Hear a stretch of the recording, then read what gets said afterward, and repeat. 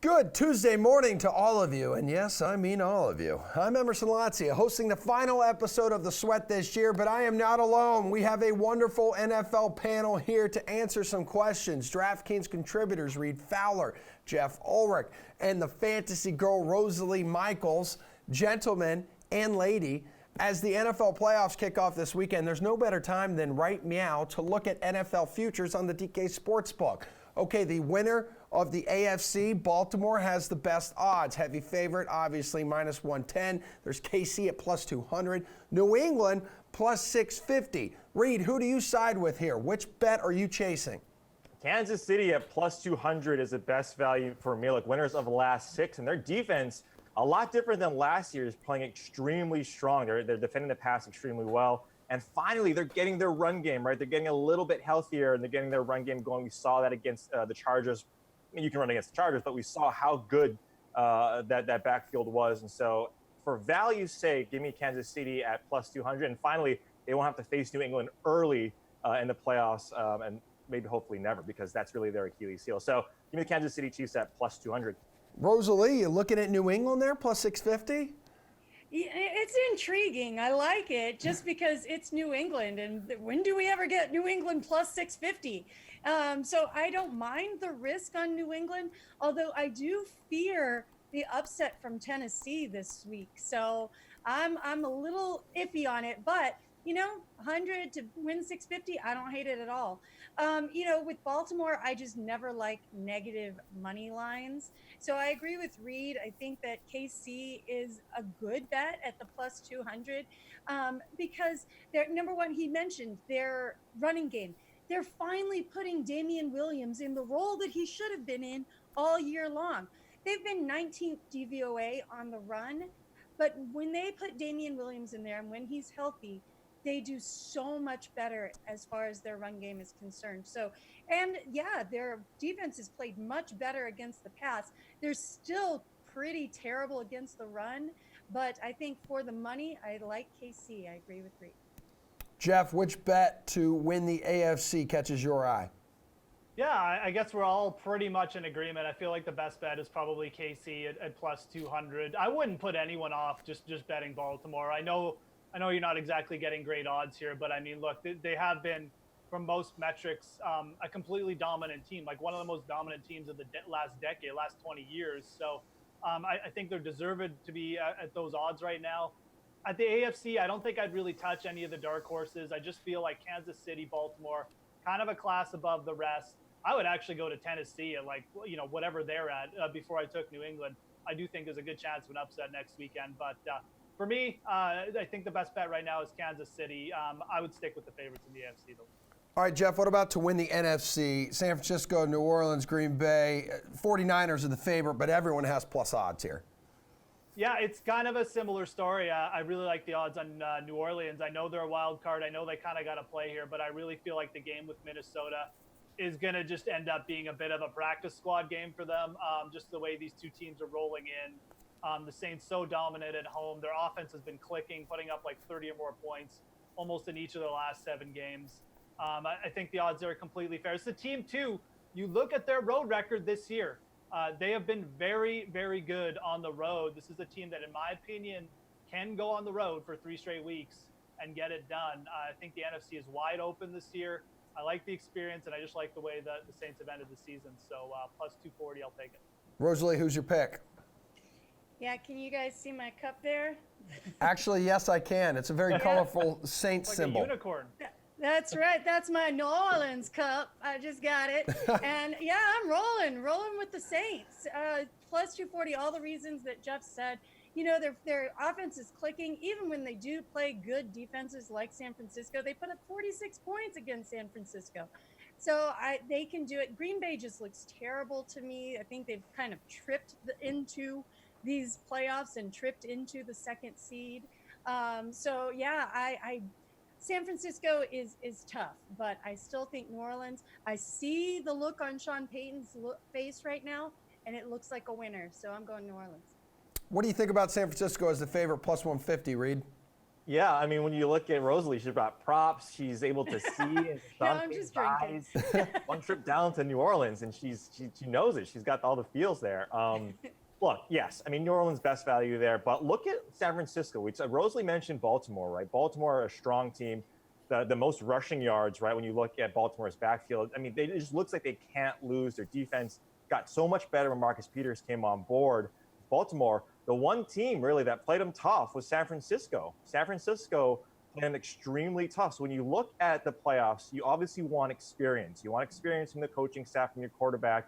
But Kyle Shanahan is going to be one of the best coaches in our modern day in terms of the next 10 to 50, however long he wants to coach. This guy, when you look at last year and what he did with that team that was completely depleted by injuries, and now what he's done with this team, when you look at San Francisco and this entire NFC bracket to begin with, a strong bracket. New Orleans is one of the best 3 seeds I've ever seen, and Green Bay seems like a mid-major, like one of these teams that like it goes to a bowl game in college that shouldn't be there because they beat up on bad teams and they have a really good record. That's how Green Bay feels to me right now.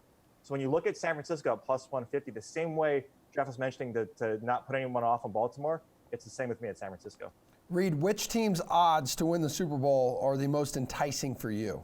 Yeah, I'm going to stick with the AFC and Kansas City. I know the NFC is strong. When you have New Orleans and you have these teams on the NFC side, that's going to be a popular way to go. But Kansas City, again, what I didn't mention about Kansas City and what you like, again, about the playoffs is the special teams, every facet of the ball. You hear all these coaches talk about we're strong on every facet. Special teams, Kansas City is 7th DVOA in the league. They have extremely speedy guys. That's why you bring in a guy like Mecole Hardman in the draft. That's why you have Tyreek Hill. That's why you have a strong run game. And the special teams, when they're down or if they need to score quickly, they have a myriad of ways to score the ball, whether it be through Travis Kelce, who has another 1,000-yard game, or receiving season. They have the extremely speedy guys on the outside and a really good special team. So give me Kansas City at those plus 450 odds. Okay, Jeff, your Super Bowl pick. Yeah, it's between Kansas City and New Orleans for me. I'm going to go with New Orleans. I just like the odds a little bit better. I just feel like this team being on the road, I think it's going to be beneficial for them. I think they can get away from that, the local media building up the refs or whatever. They've been so good on the road this year, 7-1 against the spread. I'm going to take New Orleans. I'm going to take the best odds here. I really feel like they've got a great shot to come out of the NFC. And then really, once you get to the Super Bowl, whoever they match up against, it's just a one game, obviously, playoff anyways. And I feel like with the veterans they have there, they're going to have a good shot at getting it done. So give me New Orleans. Yeah, last Super Bowl they won was in Miami as well. So, Rosalie, that leaves you, your Super Bowl winner. Yeah, I feel Jeff's New Orleans pick. Obviously, I just mentioned why I like them. But no, give me Baltimore at plus 220. I love it. I will totally take it at plus 220. You know what? Baltimore is the #1 offense in the league overall, rushing, passing, based on DVOA. And their defense is one of the best. 4th overall, 17th against the run, and 4th against the pass. It's going to be hard for people to beat this Baltimore team. They haven't lost. They've won 12 in a row. And whatever kinks they had in those 2 losses early in the season, they've worked them out. Baltimore's loss percentage goes to 50% after a loss and win an away dog. None of those things are going to happen here. So my bet is that they are going to roll through the Super Bowl and win it against New Orleans. All right, but who's your bet for dark horse? Oh, for me? Yes, for you. I don't know what the odds are on Tennessee, but I'm feeling Tennessee lately. I don't think it's going to happen this year. But given the odds, I would go Minnesota if Cook is back. If Cook is back, they are a whole different team. They've got a good offense. They've got a really good defense. But when Cook is not there, the last 2 weeks, they scored 19 points against Chicago, 10 against Green Bay in a game that they needed to win. But if you look at all those games before that, when Cook is in there, they're scoring 39 points, 20 points, 30 points, 27 points, 28 points. They've got a good offense that can roll with Cook. So if Cook's in, I'm taking Minnesota plus 3,300. All right, Tennessee plus 5,500. Only team with worse odds, longer odds. That's Buffalo. Reed, who do you like as a dark horse? Let's going to be Seattle at plus 2,500. When you look at just, again, I keep on talking about it and hammering this going. I know Rosalie is shaking her head. And I know they lost like their last 3 division games, right, against the Rams, the Cardinals. Yeah, and just most recently, they haven't won. But again, when you look at the playoffs, and we've seen it again, like when the Giants won, these teams, and then when Green Bay won, these teams get in there and the skin of the teeth. And look, Seattle's not that team. They were a strong team, and they've had some tough wins and tough losses. But they've made, I believe 6 of the last 7 playoffs. And when you have a guy like Pete Carroll now, all the momentum and all of the intangibles with Marshawn Lynch coming back, it just feels like if I'm going to take a stab at something, right, at straws, and in terms of their path potentially to the playoffs and potentially winning the Super Bowl, at plus 2,500, it's Seattle for me. Jeffrey. Marshawn Lynch, you're going gimmicky. Yep. Yes, I am. I don't have a bobblehead, a Marshawn Lynch bobblehead. I wish I did. But no With props skills. here. I'm just going to go gimmicky with the odds. Okay, Jeff, what do you got? Any props for us? No. Look, the same choice is definitely Seattle from this group. I mentioned the NFC being wide open. I mean, Seattle has beat a lot of these teams. Obviously, they beat San Francisco on the year. I think if they get lucky and another one of those teams, like if Green Bay knocked off New Orleans or something like that, or whatever, then I think they'd have a real clear path to get there. I mean, look, whenever you have Russell Wilson on your side, you're in a pretty good spot to make a run. So plus 2,500, I think it's definitely a decent spot considering the state of the NFC with Green Bay and stuff, being one of the 2 seeds. Very beatable team. I think it's a good enough odds to take a shot on them. I'm kind of with Rosalie. I like this Tennessee story. I'm just not sure if they have a good enough defense to get past 2 really quality teams. So Seattle would probably be the dark horse for me. They've got a better defense than Seattle. They don't have a better quarterback, though. So. They don't. I don't know. Tannehill's doing really well. Pete Carroll chews gum with the best of them, too, man. Yeah, Oh, my true. gosh. There There we go. Let's add more gimmicks to it. That guy's going to get lockjaw, dude. I'm shocked it hasn't happened already. He's great. NFL panel, thank you, and Happy New Year to all 3 of you. You too, buddy. See you next year. Okay. Oh, there's Rosalie with her dad jokes. All right, New Year's Eve is here, everybody, and what better way to ring in a new decade than with some professional fighters league action. 6 fights, 6 $1 million belts are on the line at the PFL Championship. It's all going down tonight, and DraftKings is giving you a chance to get in on the action. I'm going to tell you how you can do that. And then my good friend, my best friend, Randy Couture, is going to help me break down each fight happening this evening at Madison Square Garden. Take a look.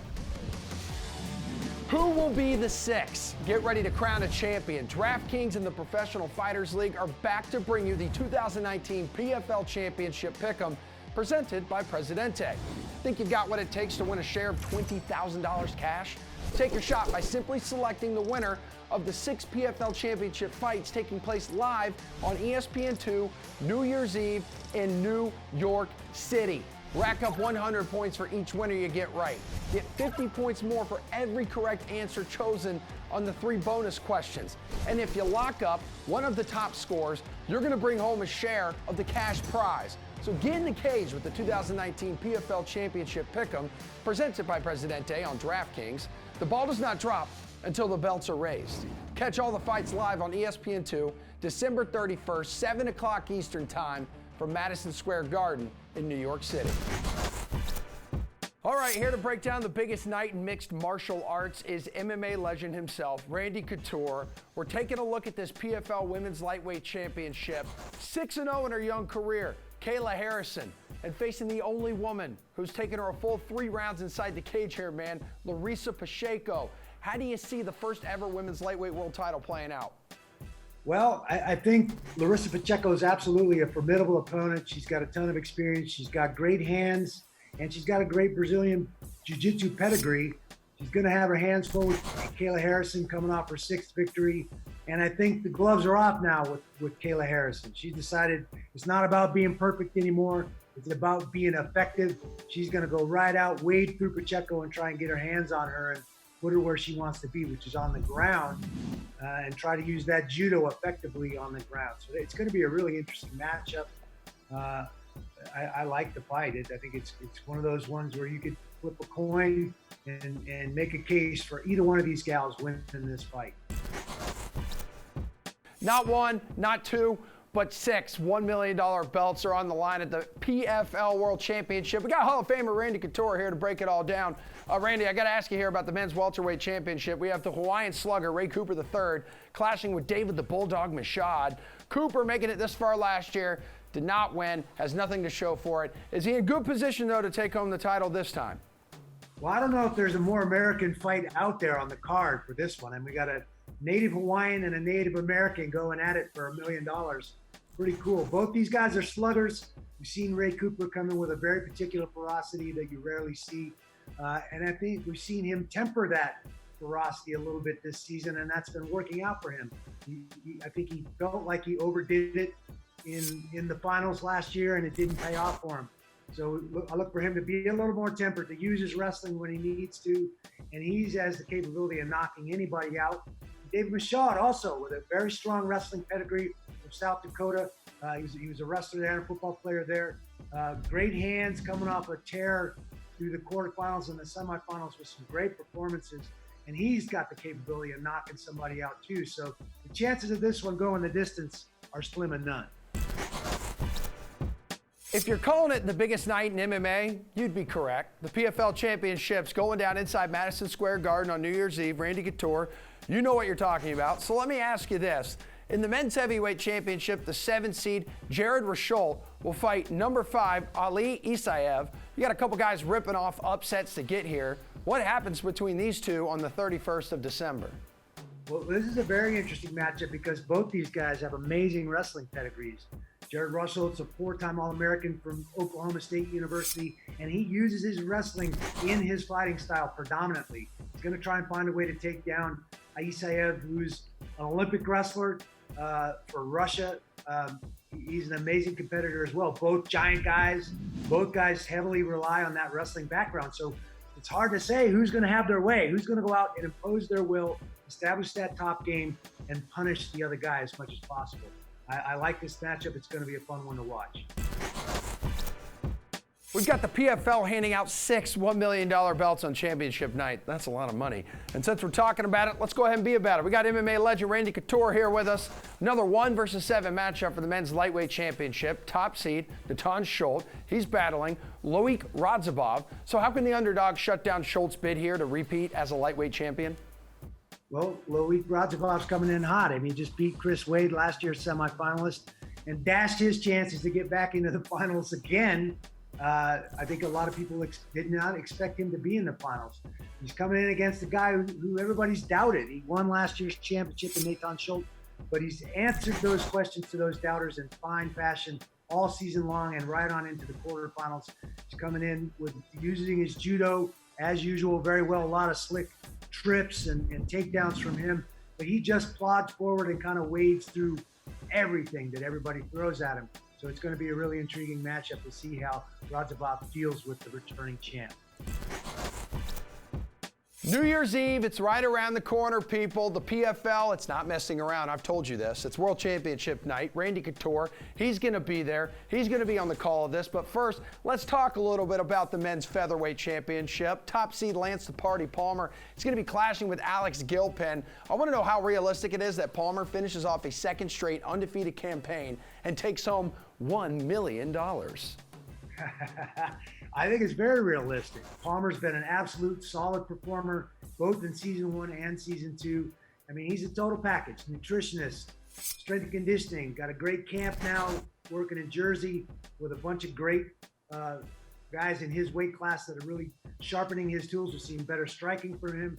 He loves to use his wrestling pedigree as a 4-time Ohio State All-American. He's going to have his hands full with another guy with a great wrestling pedigree in Alex Gilpin, Wisconsin wrestler, state champion out of Texas, uses his wrestling, and he's got great chokes, especially front chokes. And with a guy like Palmer who wants to shoot that double leg, might expose his neck. So again, a very intriguing and interesting matchup with 2 guys with strong wrestling pedigree. The ball does not drop on New Year's Eve until the PFL belts have been raised. 6 of them, including the men's light heavyweight championship And here to preview this battle is Randy Couture. We have top seed Emiliano Sordi, nicknamed He-Man, facing the 7th seed Jordan Johnson. So can the underdog prevail, handing Sordi his first loss of the season? Well, it's going to be an intriguing matchup for sure. I mean, you got Jordan Johnson, who's coming in hot off of the UFC and a long winning streak there, and then dropped his first fight in the PFL this season. He's got his feet back under him now. He's been training at Extreme Couture.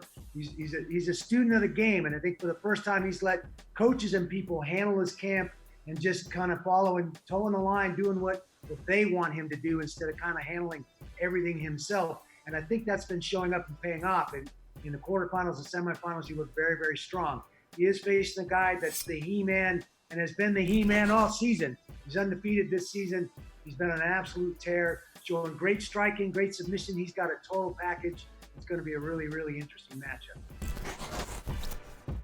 New Year's Eve, it's right around the corner, people. The PFL, it's not messing around. I've told you this. It's World Championship night. Randy Couture, he's going to be there. He's going to be on the call of this. But first, let's talk a little bit about the men's Featherweight Championship. Top seed Lance the Party Palmer is going to be clashing with Alex Gilpin. I want to know how realistic it is that Palmer finishes off a second straight undefeated campaign and takes home $1 million.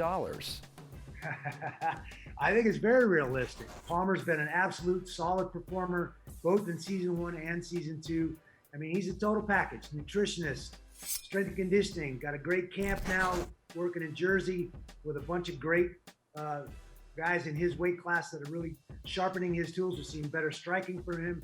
He loves to use his wrestling pedigree as a 4-time Ohio State All-American. He's going to have his hands full with another guy with a great wrestling pedigree in Alex Gilpin, Wisconsin wrestler, state champion out of Texas, uses his wrestling, and he's got great chokes, especially front chokes. And with a guy like Palmer who wants to shoot that double leg, might expose his neck. So again, a very intriguing and interesting matchup with two guys with strong wrestling pedigree.